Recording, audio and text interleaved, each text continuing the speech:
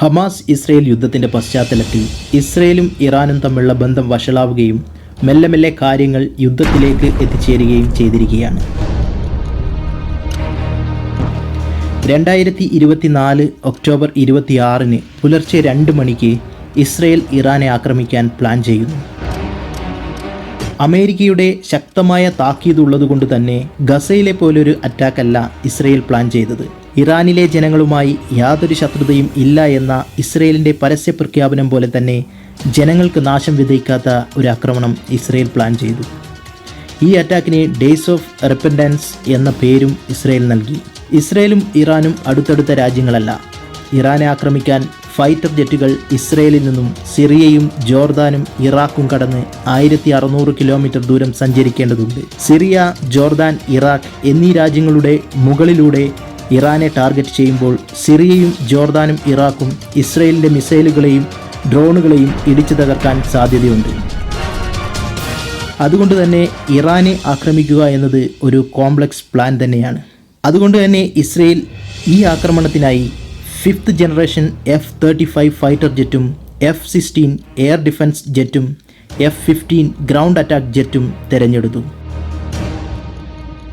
കൂടെ Blue Arrow long range supersonic മിസൈലും Rock the next generation extended stand off air to surface ballistic മിസൈലും തയ്യാറാക്കി. 1600 കിലോമീറ്ററുകൾ സഞ്ചരിക്കേണ്ടതുകൊണ്ടും Iran തിരിച്ചൊരു ആക്രമണം നടത്തിയാൽ നേരിടുകയും തിരിച്ചും വരികയും വേണ്ടതുകൊണ്ട് തന്നെ റീഫ്യൂലിംഗ് ടാങ്കും ഇസ്രയേൽ ഉപയോഗിച്ചു.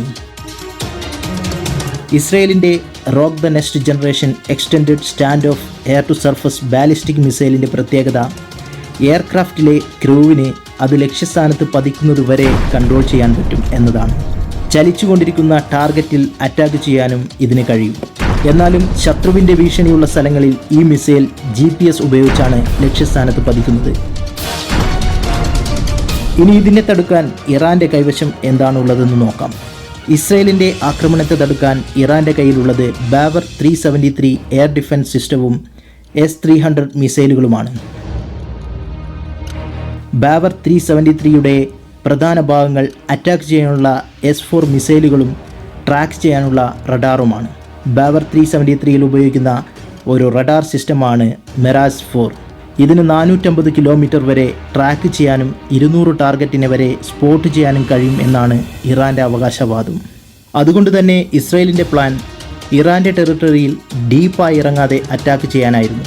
അതിനാണ് റോക്ക് മിസൈൽ തിരഞ്ഞെടുത്തത്. അങ്ങനെ ഒക്ടോബർ 26 പുലർച്ചെ 2 മണിക്ക് ഇസ്രയേലിൻ്റെ 100ഓളം ഫൈറ്റർ ജെറ്റും ഡ്രോണും ആക്രമണത്തിന് തയ്യാറാകുന്നു. 3 വേവുകളായിട്ടാണ് ഇസ്രയേൽ ഈ ആക്രമണം നടത്തുന്നത്. വേവ് 1 ഇസ്രയേലിൻ്റെ ഫൈറ്റർ ജെറ്റുകൾ ഇറാൻ്റെ എയർ ഡിഫൻസ് സിസ്റ്റം തകർക്കാനായി ടെഹ്റാൻ, ഇലം, ഖുസേസ്താൻ എന്നീ സ്ഥലങ്ങളിൽ അറ്റാക്ക് ചെയ്തു. ഇത് ഇറാൻ കൺഫേം ചെയ്തിട്ടുണ്ട്. ഇവിടെ പ്രധാന ടാർഗറ്റ് ഇറാൻ്റെ സർഫസ് ടു എയർ മിസൈലും റഡാർ സിസ്റ്റവും ആയിരുന്നു. ഇവ ഇറാൻ്റെ ഏർലി ഡിറ്റക്ഷൻ സിസ്റ്റത്തിൻ്റെ പ്രധാന ഭാഗങ്ങളാണ്. ഇവിടെ അറ്റാക്ക് നടത്തുന്നതിലൂടെ ഇറാൻ്റെ ഇൻകമിംഗ് അറ്റാക്ക് ഡിഫൻസ് തകർക്കുക എന്നതാണ് ഇസ്രയേൽ ലക്ഷ്യമിട്ടത്. രണ്ടാമത്തെ വേവിലെ ലക്ഷ്യം ഇറാൻ്റെ മിസൈൽ കാപ്പബിലിറ്റി തകർക്കുക എന്നതാണ്. അങ്ങനെ രണ്ടാമത്തെ വേവ് അറ്റാക്കിൽ ഇറാൻ്റെ ബാലിസ്റ്റിക് ആൻഡ് ഹൈപ്പർസോണിക് മിസൈൽ സിസ്റ്റത്തിനെ ലക്ഷ്യം വെച്ചുകൊണ്ട് ഇസ്രയേൽ ബോംബുകൾ പതിച്ചു. ഈ ഒരു അറ്റാക്കിൽ ഇറാൻ്റെ 3 മിസൈൽ ബേസ് ഇസ്രയേൽ തകർത്തു. IDFൻ്റെ ഡ്രോൺസ് ഇറാൻ്റെ പർച്ചിൻ മിലിറ്ററി ബേസ് അറ്റാക്ക് ചെയ്തു. അതിൽ ഒരു ഡ്രോൺ ഇറാൻ്റെ എയർ ഡിഫൻസ് ബേസ് തകർത്തു. ബാക്കിയുള്ളവയെ ഇറാൻ തകർക്കുകയും ചെയ്തു. മൂന്നാമത്തെ വേവ് അറ്റാക്കിൽ ഇസ്രയേൽ ലക്ഷ്യമിട്ടത് ഇറാൻ്റെ മിലിറ്ററി മാനുഫാക്ചറിംഗ് ഫെസിലിറ്റീസ് തകർക്കാനാണ്. പ്രധാനമായും ഇറാൻ്റെ ഫെറ്റ 1, ഫെറ്റ 2 എന്നീ അഡ്വാൻസ്ഡ് മിസൈൽ സിസ്റ്റത്തെ തകർക്കാനാണ് വേവ് 3 അറ്റാക്ക് നടത്തിയത്. ഇസ്രയേലിൻ്റെ ഈ അറ്റാക്കുകളിൽ 4 ഇറാൻ സൈനികർ കൊല്ലപ്പെടുകയും ഉണ്ടായി. വീഡിയോ ഇഷ്ടമായാൽ സബ്സ്ക്രൈബ് ചെയ്യുക, സപ്പോർട്ട് ചെയ്യുക. വീണ്ടും ഇതുപോലുള്ള എക്സ്പ്ലനേഷൻ വീഡിയോസിന് വേണ്ടി ബെൽ ഐക്കൺ പ്രസ് ചെയ്ത് കാത്തിരിക്കുക.